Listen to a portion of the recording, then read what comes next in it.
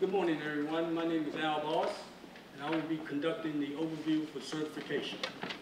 I have a distinguished panel here. I'm not going to use this mic here. I'm going to use my voice. Hopefully it'll carry where you can hear me. They will be sharing with you their certification process as to what is required of you to become certified, either as a small, local business, as it pertains to their jurisdiction, or a minority business. Basically, certification protects the integrity of the process as to what they do, as well as what I do in turn for you. So it's just not a piece of paper that you go after, and that's the end of it. It is something that provides you in gaining access to opportunities. Opportunities that exist only for you to make the connection as it relates to you doing business for which you probably will not have any opportunity to do so without the protection of that certification and these individuals who are representing you in that capacity. So, I'm going to start off with one of my colleagues here. His name is Michael Brown, and he is with our local Small Business Reserve program. A program that is reserved for businesses here in Montgomery County. Mr. Brown? Good morning, everybody. I want to talk a little bit about the Montgomery County Local Small Business Reserve Program. I manage the program, and just to give you a little bit of information of what it's about, the Local Small Business Reserve, it's a set-aside program where each county department is charged with spending at least 20% of their available procurement dollars with local small businesses that are registered with the county. In order to qualify for local small business, a lot of people say, well, what does it take to qualify for local small business? Obviously, the first one is that you must be located in Montgomery County. That's the big one.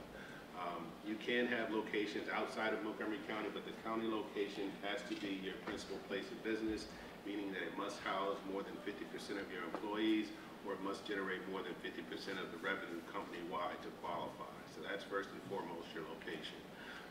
In addition to that, we need to take a look at your employees. We have an employee threshold, say for instance, with a service-related business. That threshold is 100 employees that you cannot exceed. If you do have more than 100 employees, then we need to take a look at your revenue. Revenue cannot exceed $10 million on average over the previous 3 years to qualify as local small business. And those thresholds, they depend on what type of business you're in. Say for instance, if you're a construction company, the revenue threshold is 14 million, and the employee threshold is 50 employees on the construction side. But we have brochures out in the hallway that goes with each category of businesses and tells you what the thresholds are. But as far as getting registered for local small business, it's not a long process. You can actually be self-certified. You fill the application out in our database for local small business and be in a position to go ahead and respond to reserved solicitations that you see posted on our website. It's a matter of getting in there, it's answering 10 or 15 questions regarding the local small business to make sure that you qualify, and then when you're done at that point, you'll have a status of application submitted. Okay, application submitted is the only status that's needed in order to respond to a reserved solicitation and actually get your response evaluated. However, before, if you are successful and you're the proposed awardee, before we actually do make an award, we will have to fully certify you. Full certification, and once you do the application and you're in that pending status, you're going to get another email that's going to ask for your most recent 3 years of taxes, because we want to take a look at your revenue to make sure you're under our threshold. We're going to ask for the most recent copy of your quarterly unemployment filing so we can verify the number of employees that you have. We're also going to ask for your business lease to make sure that you are truly in Montgomery County. And I can't stress this enough. I mean, if you're in the county, we really want to see folks with a true county presence to make sure that you're really here. If you know someone that you do business with and they happen to live in Montgomery County and you get between them and say, let's draw up this lease to say that, you know, I'm renting out your basement, that's not going to cut it. I mean, I've run across that most recently with a few different vendors. You know, it just it goes against the spirit of the program. You know, if businesses are truly here in Montgomery County and they're paying business taxes, this program is designed for you. It gives you a leg up, and that's who we're really trying to service here. So, you know, just coming and getting a P.O. box at a local UPS store or something like that's not going to cut it either. So I want to be clear on that point, that you truly do have to be local small business here in Montgomery County. What kind of opportunities come from local small business? The gentleman who spoke earlier from SPS, Toby, with the temporary services. In the past, that was a solicitation that a national company held, and it was always the understanding that, you know, when it came time to put this back out for solicitation, that you know, we were going to exempt it from local small business. But this time we said no. Anything that's under $10 million that comes through procurement, it's subject to local small business. So the department cannot show us that, you know, this is a specialty service and there's only a few people around the country who can provide this service, or if it's a situation where we look at our database and we see that, you know, there's maybe 1 or 2 vendors who are registered under that commodity code, then we may work with the department to say, you know, we may give an exemption on this, because, you know, we definitely don't have a competitive pool of local small vendors who can respond to this. So in addition to being certified and being in our database, I also encourage you to put as many commodity codes under your profile as possible that relates to the goods and services that you provide. And be honest about it, because if I go through a list and you know, I see, okay, we got 15 vendors under this commodity code, and I go back to the department and show them this list and say, you know, I feel confident we're going to get a good response. They're going to go through and take a look at your website. They're going to see what's going on, and if you truly don't provide those services, they're going to come back to me and say, this is a waste of time. You gave me 15 vendors here, but I really only see 2 who can truly do this work, you know, so it puts me in a bad position. But, you know, you may even get a call from me. You know, I may call you and just say, honestly, this is a little bit of the scope, this is what they're looking for, can you provide these services? You know, and if you can, fine, let me know. But if you truly can't, say, you know what, this is a little bit, you know, out of our realm, it's too much for us. And to be honest, I don't think any local, you know, vendors around here can do this. But that's just, you know, that's just my opinion. Like that's the type of feedback that I value. It lets me know which opportunities we need to reserve for local smalls and which ones we need to give the exemption to. Because the last thing I want to do is waste the department's time to say, let's send this out local small business. I think we got a pool here. And then when it's all said and done, 3 weeks later, once it closes, we get no responses. And we've been in that position before too. And it weakens my position the next time that there's an opportunity that I want to reserve. The department's really going to fight me, you know, right to the end to say, no, we want this exemption. So, like I say, make sure you got the codes in your profile that speak to what you can do.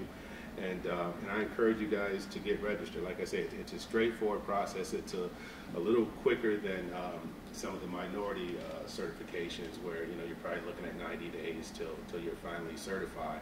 But this one is straightforward. We're looking for you to actually prime these opportunities and grow from this position to where, you know, you can, you know, get out of our program, which is the graduation criteria is 10 separate solicitations and $10 million in contracts from the county before you actually graduate from local small business. So we've only had 2 vendors who graduated so far. So it's an opportunity for you to really get your feet underneath you, become big, and ultimately go out there and compete against some of the bigger local companies here and national companies, for that matter, for some of the opportunities that the county has. Are we going to take questions right now, Al, or are we hold off to the end? I was going to say, please hold your questions to give each panel member an opportunity to explain their process. I think that'd be a lot better, and that will help us on the time as well. So if you can just write your questions down, and we can regale that at the end of the session, I'll be most appreciative. Thank you. Okay. Well, I'm going to basically move on and let the next speaker go ahead and take their program. But definitely, if you want to speak to me at the end of this, I'm available to talk about local small business. If, you know, some of you all want to just speak one-on-one to see if you actually qualify, or some of the possible opportunities that we may have coming up for local small. Thanks for your time. Thank you.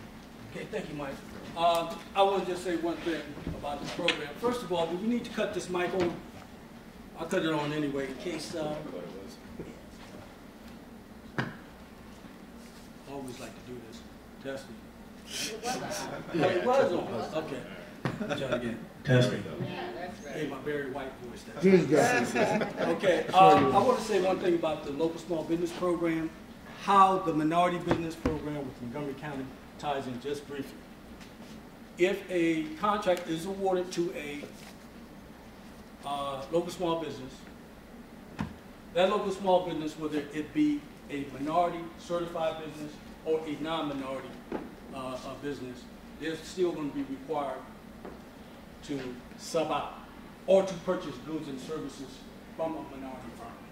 So get certified so it won't be any retardation in my process of saying, now you can't use them because they're not certified, and then you're going to be running to one of these panel members trying to get, a quickie. No, it does not microwave like that. So my next guest and distinguished panel member is Jonas Adams, and she's from the Capital Region Minority Business Supply Council.